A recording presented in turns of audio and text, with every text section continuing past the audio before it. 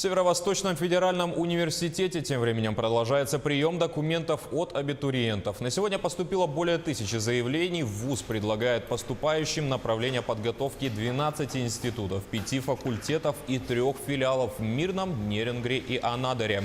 Всего выделено более 2500 бюджетных мест на очное обучение. Также ВУЗ проводит набор на 4 образовательные программы среднепрофессионального образования на базе 9 и 11 классов, колледжи инфраструктуры и технологии.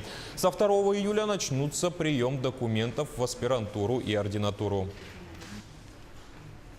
Хочу напомнить о сроках приема документов, особенно для тех, кто желает поступить после среднего образования, профессионального образования. Если они желают участвовать в конкурсе на бюджет, то им надо подать документы до 10 июля, потому что с 11 июля уже начнутся наши вступительные испытания.